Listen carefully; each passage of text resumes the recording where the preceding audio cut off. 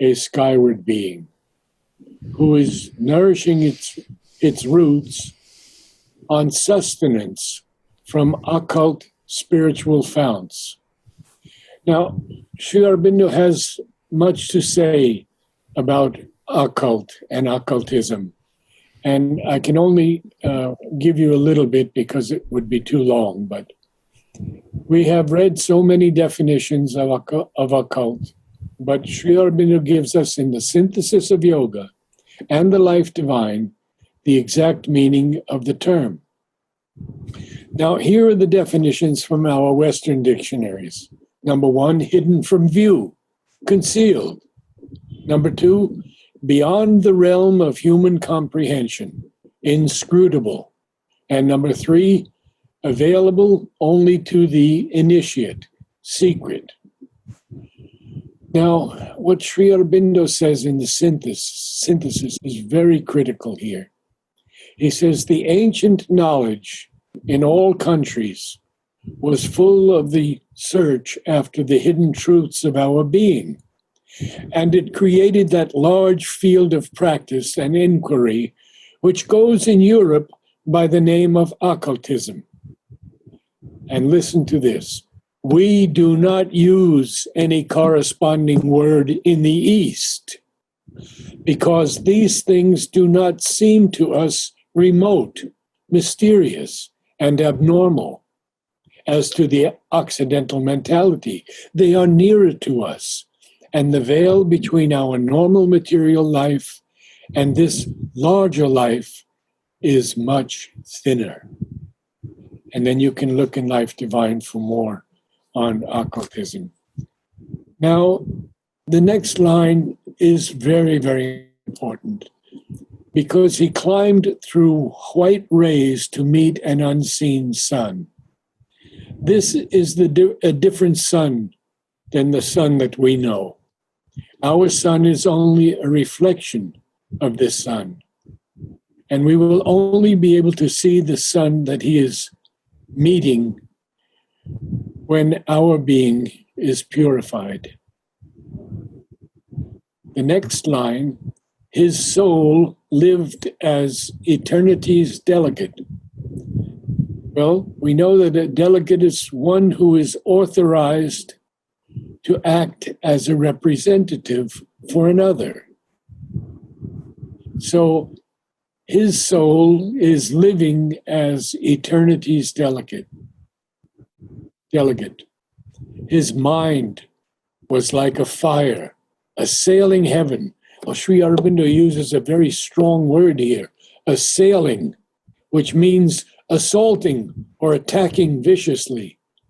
Well, it wouldn't be viciously here, but you get the idea how his mind was like this fire that is almost attacking or assaulting heaven. Now, the next line, his will, a hunter in the trails of light. Well, we begin to understand more and more that Aswapati is a hunter for the divine verities that will bring a new force to earth, a greater and more powerful evolution, able to annihilate the falsehood, greed, and power lust that now predominates.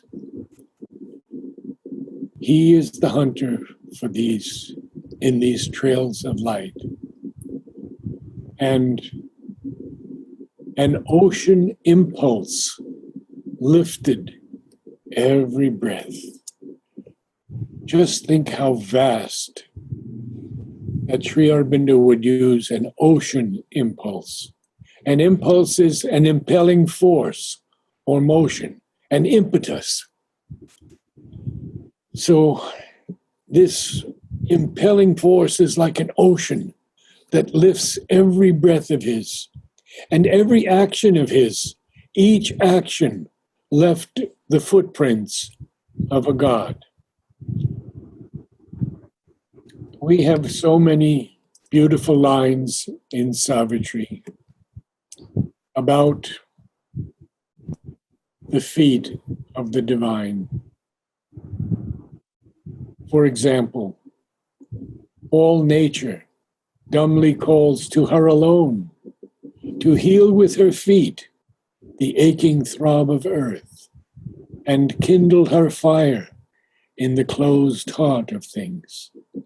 And then we have, descend, O happiness, with thy moon gold feet, enrich earth's floors, upon whose sleep we lie. And I would give you a suggestion, probably many of you are already aware of it, but what I do and have done for many, many years, because if you have a laptop or a computer, it is a deeply rewarding experience to find one word and see how often Sri Aurobindo uses it. And in so many ways, different and unique ways in Savitri. Now the next line, each moment was a beat of puissant wings. Puissant is having or exerting a great force or power. And the word puissant is used 11 times in Savitri, and puissance 17 times.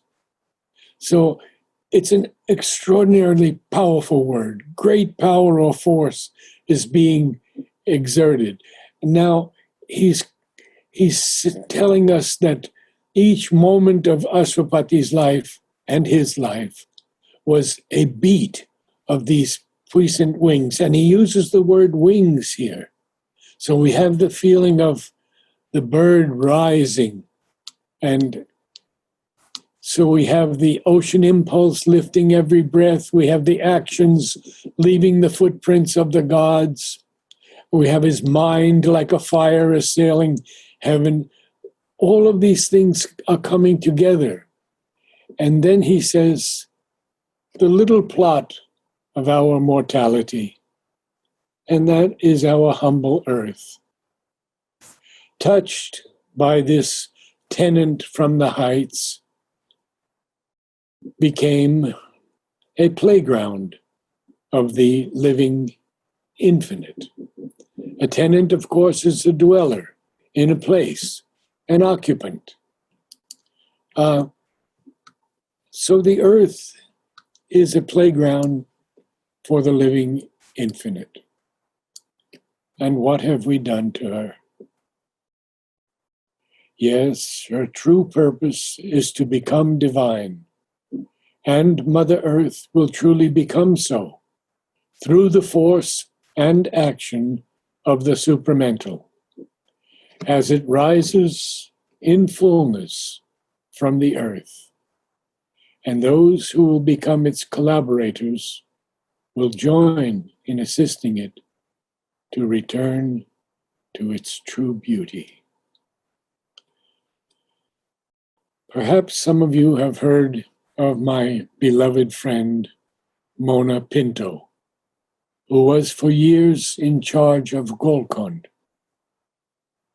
a magnificent structure to house initially ashramites, ashram inmates, and disciples.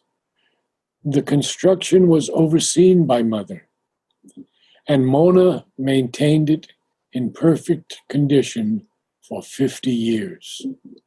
And Mother called her my collaborator.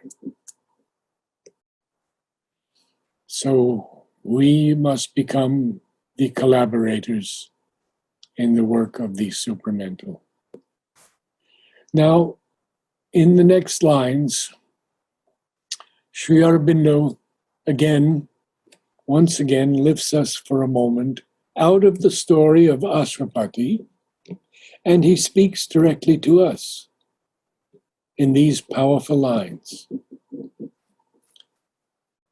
The bodily appearance is not all. The form deceives. The person is a mask. So this bodily appearance, to which we give so much undue importance, is not all. our bodily form deceives, because it is only a mask of the divine who dwells within us. The next line. Hid deep in man, celestial powers can dwell. Note the word can. Yes, they can and will dwell within us if we consciously open to them. These celestial powers. Now, continuing on about us, Sri Aurobindo says, his fragile ship conveys through the sea of years an incognito of the imperishable. Well, our fragile ship is this human body, and yet it is conveying through the sea of years an incognito of the imperishable. An incognito is a concealed identity. And something imperishable is not subject to decay or deterioration. Here again, Sri Aurobindo capitalizes imperishable, signaling its essence, making it an essential word. And then he writes, a spirit that is a flame of God abides. Now, the word flame here is so important. And I'm going to read an extract from the passage in Sri Aurobindo and the Transformation of the World that was read to Mother by Satprem. This is an unpublished manuscript that would become the first rough draft of the adventure of consciousness. Nor was it insignificant that fire, Agni, was the core of the Vedic mysteries. Agni, the inner flame, the soul within us. Parentheses, for who can deny that the soul is fire? End parentheses. The innate aspiration drawing man towards the heights. Agni, the ardent will within us that sees always and forever and remembers. Agni, the priest of the sacrifice, the divine worker, the envoy between earth and heaven. That's Rig Veda 3.3.2. He is there in the middle of his house, 1.70.2. The fathers who have divine vision set him within as a child that is to be born. He is the boy suppressed in the secret cavern. He is as if life and the breath of our existence. He is as if our eternal child. O son of the body, O fire, thou art the son of heaven by the body of the earth. Immortal in mortals, old and outworn, he grows young again and again. And here I would ask Vladimir to share with us so much more about this flame, this fire, Agni. Yeah, Narad, thank you. Well, where Sri Aurobindo is using it, you can see immortal in our mortal poverty. Immediately he uses this imagery of the Veda. Yes, usually it's considered that Agni is the god, one of the gods, but I would say that it is not really a god. It is something more than just one of the deities. We can see that Rigveda starts with Agni. The first hymn is dedicated to Agni immediately, and from the first line you can see this phrase, Agnim ile, I seek the divine flame with adoration. This is how Sri Aurobindo translates. I seek the divine flame with adoration. Not just seek the divine will, but with adoration, with love. And this is this root id, ile, yes, to love and to move towards with love. Purohitam, the one who is put in front of our journey, the one who leads our journey forward. It is him. Without him, there would be no journey forward. Yajnasya Devam, the Lord of our transformation, of our constant change, of the sacrifice, because he is constantly involved in turning everything which is undivine into the divine prototypes, properties. Ritvijam, he is the one who knows how to do it in time, the proper procedure, what is to do first, what is to do next, how to combine things, how to approach things when they are not ready, what to do with them when they are ready.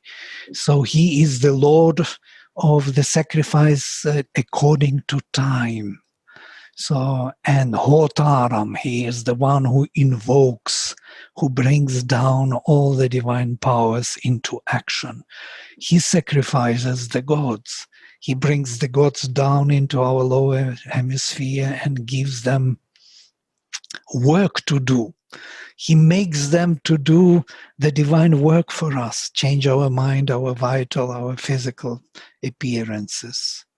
And finally, Ratnadhatamam, he is the one who establishes the greatest riches, the spiritual wealth, which is coming from the gods to us.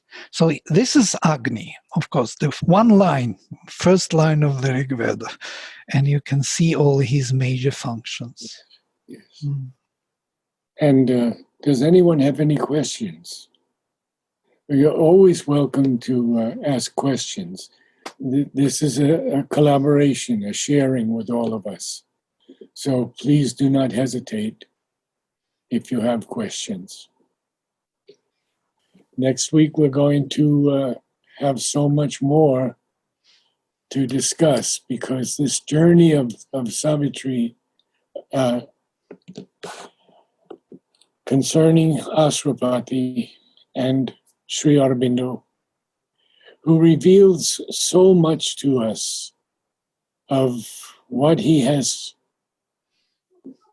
suffered and achieved in this life, in taking a human body, which is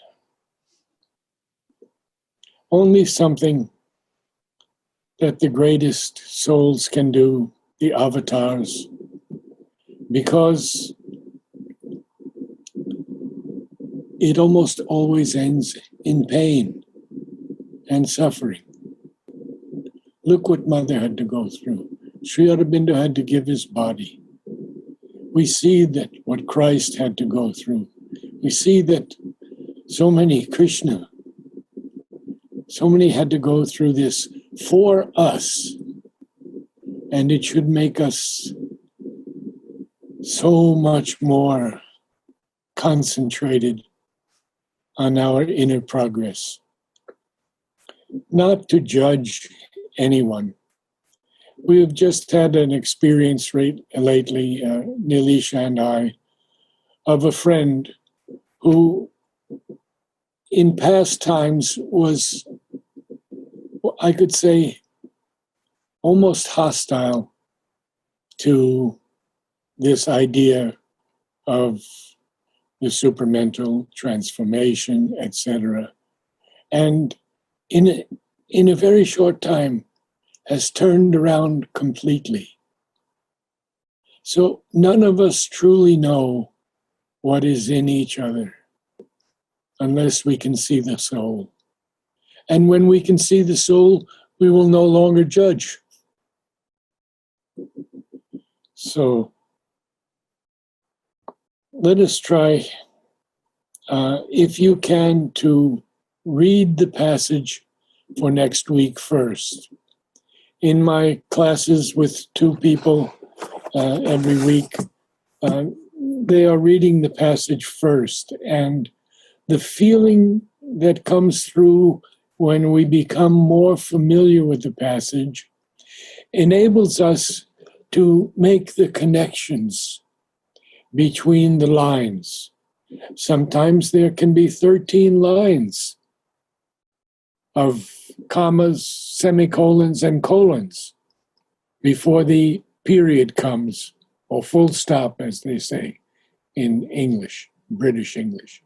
So try to read and try to feel this mantric force that is in truly every line of Savitri. Mother didn't want anyone to criticize Savitri, to say it wasn't done, even though when Sri Aurobindo asked Narad, what is left to do of Savitri, Narad said the Book of Death and the last book, the Return to Earth. And Sri Aurobindo said very quietly, we shall see about that later. For me, that holds such promise, such joy that will come to all of us, because they will be with us and we will be with them one day. It may have to be in new bodies and new forms. It doesn't matter at all. What matters and what is all important is never to forget that because we have chosen them, they have already chosen us. Namaste. Namaste. Namaste. Thank you so much. You're welcome. Thank you, Narad. Thank you so much. You're welcome. Thank you, Narad. Thank you. Thank you. Thank you. Thank you. Thank you. Good to see all of you. Thank you so much. Thank you, Narada.